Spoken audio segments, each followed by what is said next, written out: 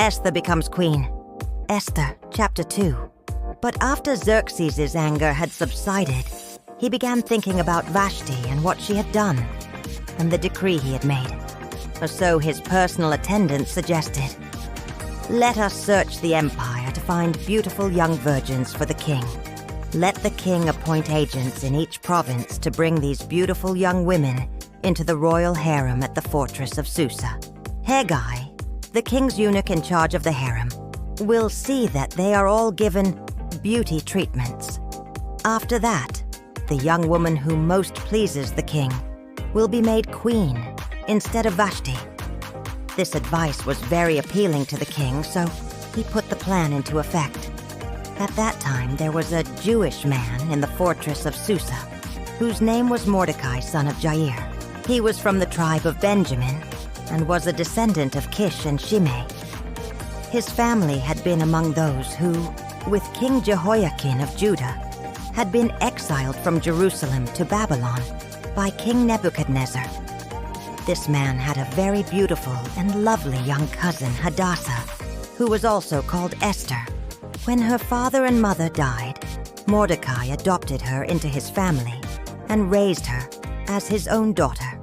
As a result of the king's decree, Esther, along with many other young women, was brought to the king harem at the fortress of Susa and placed in Haggai's care.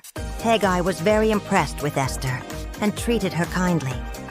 He quickly ordered a special menu for her and provided her with beauty treatments. He also assigned her 7 maids, specially chosen from the king's palace, and he moved her and her maids into the best place in the harem. Esther had not told anyone of her nationality and family background because Mordecai had directed her not to do so. Every day, Mordecai would take a walk near the courtyard of the harem to find out about Esther and what was happening to her.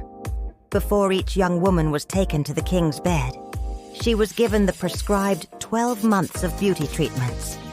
6 months with oil of myrrh, followed by 6 months with special perfumes and ointments. When it was time for her to go to the king's palace, she was given her choice of whatever clothing or jewelry she wanted to take from the harem. That evening, she was taken to the king's private rooms, and the next morning she was brought to the second harem, where the king's wives lived. There she would be under the care of Shashgaz, the king's eunuch in charge of the concubines. She would never go to the king again unless he had especially enjoyed her and requested her by name. Esther was the daughter of Abihail, who was Mordecai's uncle.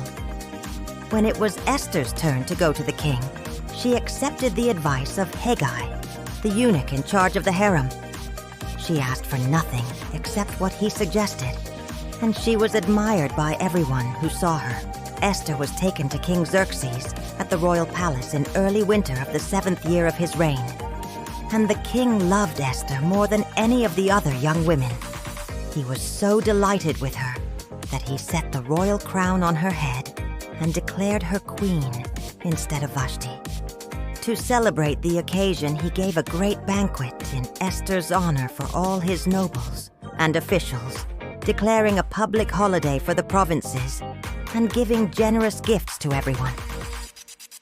Even after all the young women had been transferred to the second harem and Mordecai had become a palace official, Esther continued to keep her family, background, and nationality a secret. She was still following Mordecai's directions, just as she did when she lived in his home. One day, as Mordecai was on duty at the king's gate, 2 of the king's eunuchs, Bigthana and Teresh, who were guards at the door of the king as private quarters, became angry at King Xerxes and plotted to assassinate him. But Mordecai heard about the plot and gave the information to Queen Esther. She then told the king about it and gave Mordecai credit for the report. When an investigation was made and Mordecai's story was found to be true, the 2 men were impaled on a sharpened pole. This was all recorded in the book of the history of King Xerxes' reign.